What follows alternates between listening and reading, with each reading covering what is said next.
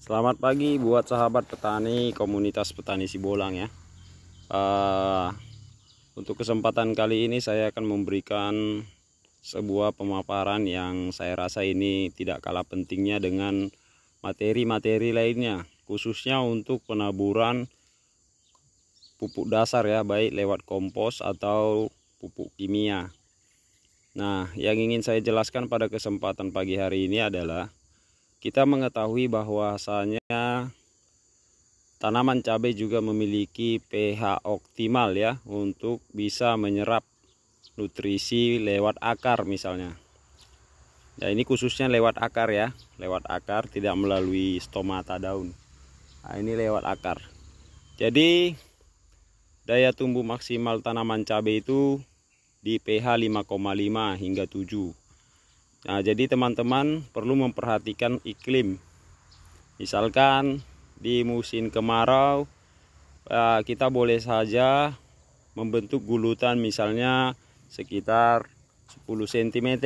Dan kita tabur, misalkan kita menggunakan rotari ya. Nah, misalkan menggunakan rotari, contohnya ini kita contoh sudah rotari. Nah, kita buat gulutan tinggi 10 cm di musim kemarau. Ya, boleh-boleh saja kita langsung tabur pupuk dasarannya di kedalaman 5 cm. Artinya 5 cm tertimbun ya, setelah gulutannya kita rapikan. Nah, itu tidak masalah karena kalau di musim kemarau mungkin ketinggian 10 cm itu pH-nya tidak akan drop. Jadi pH-nya tidak akan di bawah 5, sehingga nantinya pupuk dasaran yang kita aplikasikan itu bisa diserap oleh tanaman. Karena pada dasarnya di mana ada nutrisi maka akar tanaman tersebut akan dengan sendirinya menjalar mencari di mana ada nutrisi untuk kebutuhannya. Nah, kalau untuk di musim penghujan, nah itu gulutannya kita tinggikan dulu. Kita standarkan sesuai dengan lokasi masing-masing. Ya, kita ambil kebijakan di mana kira-kira posisi pH-nya yang boleh dikatakan bisa diserap oleh akar nantinya. Contohnya kalau kita ukur dengan pH meter, itu gulutan kandas sampai ke bawah ya, sampai ke dasaran. Contohnya sampai ke gang gulutan ini, ke gang gulutan. Kalau kita tancap pH meter, itu pH-nya berapa? Jadi kita ambil saja nantinya perbandingan minimalnya 3/4 dari tinggi gulutan kita tabur pupuk dasar supaya lebih tinggi. Jadi nantinya, karena begini, misalkan kita tanam pupuk dasar dalam ya, itu nantinya otomatisnya akarnya akan mengejar ke bawah. Oke lah, baiklah katakan dulu situasi iklim masih aman-aman saja. Nah, ketika nanti cuaca hujan tinggi, maka pH bagian bawah akan low ya, atau drop. Sementara akar tanaman tadi sudah terpancing ke sana. Jadi ketinggian daripada kelembapannya akan mempengaruhi akar tanaman. Nah, akhirnya kasus layu bakteri juga akan menyerang akar-akar yang di bawah karena kelebihan kandungan air. Makanya pupuk dasarnya kita gantung bagian atas saja. Seperti ini contohnya. Di kisaran 5 cm juga nggak apa-apa. Biarkan saja di musim penghujan akarnya bermain di atas, jangan sempat ada yang ke bawah. Nah, ini khusus dataran rendah ya, apalagi yang rawan-rawan banjir atau daerah persawahan. Cari zona aman saja. Nah, yang penting tanamannya subur, sehat. Dia akarnya bagian bermainnya di sekitaran 5 cm saja nggak masalah, nggak perlu kita bikin dalam-dalam. Nah, karena gulutannya kan kita tinggikan. Jadi kita ambil perbandingan untuk penaburan pupuk dasarnya, baik itu melalui kompos, kohe, atau kolaborasi dengan pupuk kimia. Kita ambil zona amannya 5 hingga 10 cm saja. Boleh kita tanam 10 cm kalau memang kita sudah kondisikan tinggi gulutannya, misalkan 30, 40, 50, terserah ya, tergantung dengan lokasi kita masing-masing. Jadi nantinya akar tanaman ini bermain di atas Ya, kemudian ketika curah hujan tinggi itu nanti akarnya tidak bermasalah karena akar tanaman tadi atau akar tanaman cabai kita tidak bermain di pH drop. Nah, yang mengakibatkan terikatnya nutrisi ya atau unsur-unsur hara lainnya yang terikat oleh keasaman, dan kemudian akan menjadi permasalahan bagi akar tanaman cabai yang akan terserang oleh layu bakteri ya, layu bakteri. Karena pada umumnya kasus layu bakteri ini terjadi karena kelebihan kandungan air ya di dalam tanah. Makanya pada umumnya kasus layu bakteri itu terjadi pada lahan-lahan yang kelebihan air.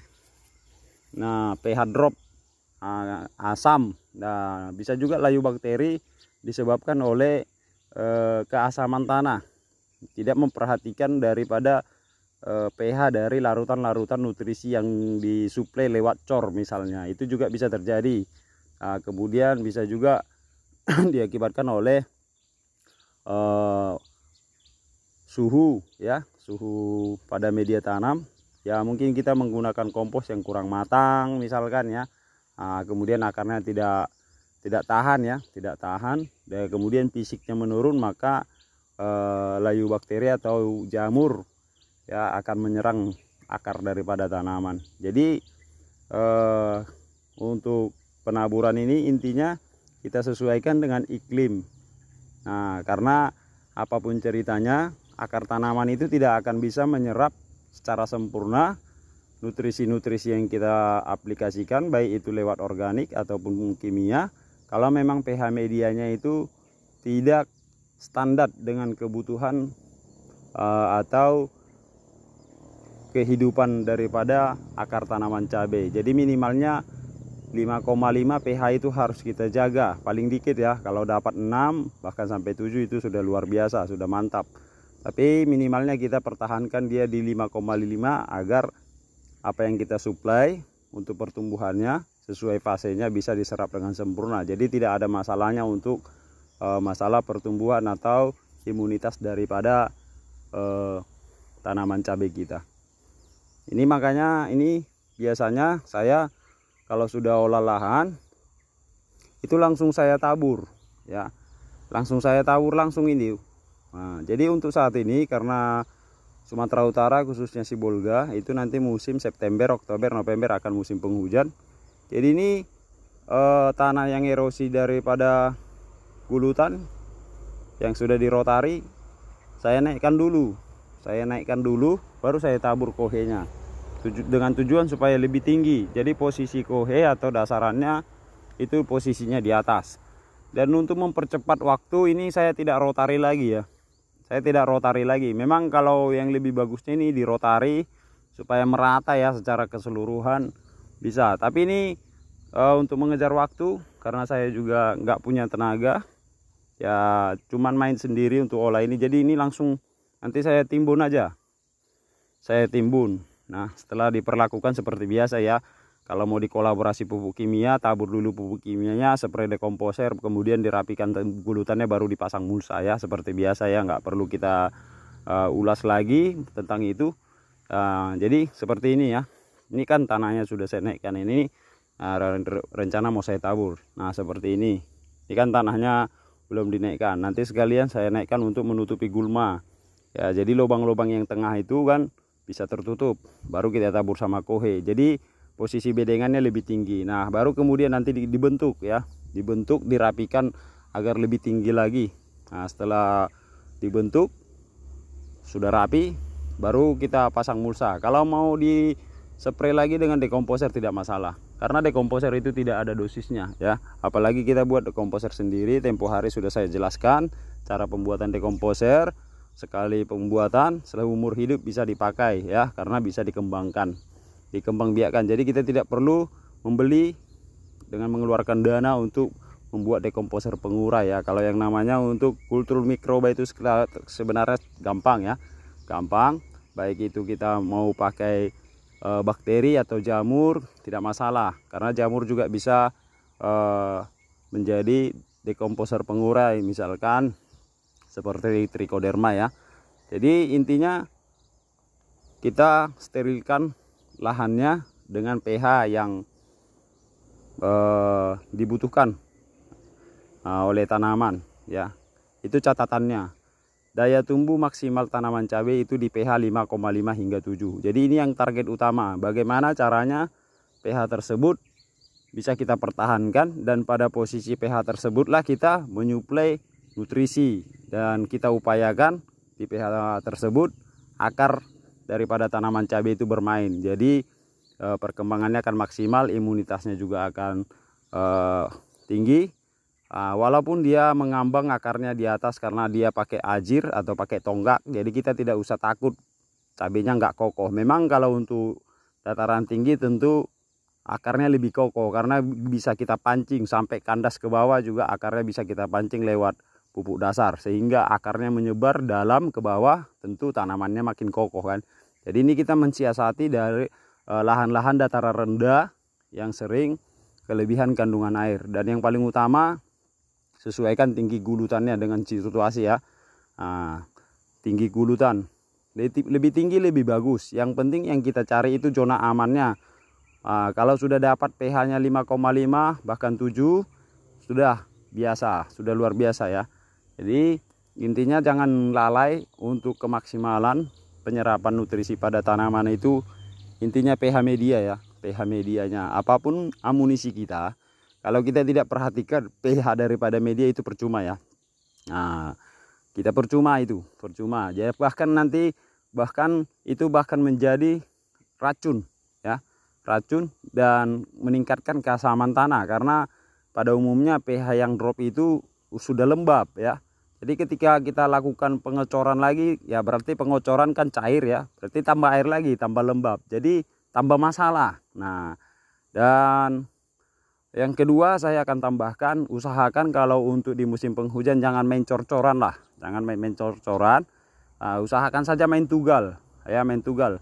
Nah, bagaimana kalau kita menggunakan organik? Ya, main organik jangan pakai POC, pakai kompos. Nah, sebenarnya kan POC itu kan cair. Jadi bahan organik yang mau kita buat menjadi POC tadi, ya kita jadikan kompos.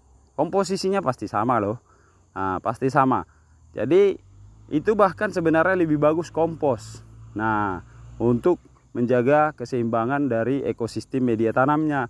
Memang kalau untuk cairan itu kan responnya cepat karena namanya dia sudah diekstrak ya, sudah diekstrak. Namun dia tidak punya jasad lagi ya, tidak punya jasad karena itu ampasnya kan kita saring. Nah, kalau kita langsung aplikasi ampasnya sekalian ke media tanam, nah itu akan merubah sifat daripada kimia tanahnya nanti, kesuburan tanahnya jikalau ada jasad remiknya ya. Jadi sebenarnya untuk pemakaian kompos itu lebih bagus sebenarnya daripada POC, tapi tergantung ya kondisi. Kalau memang umpamanya di musim penghujan, ya usahakan pakai kompos saja. Oke, sekian dulu teman-teman ya. Ini saya mau beraktivitas. Semoga lancar dan sukses, dan semoga penjelasan saya ini bermanfaat bagi sahabat tani dan bisa ditambahkan dengan pengalaman masing-masing ya. Selamat pagi dan selamat beraktivitas. Salam sukses dan salam semangat.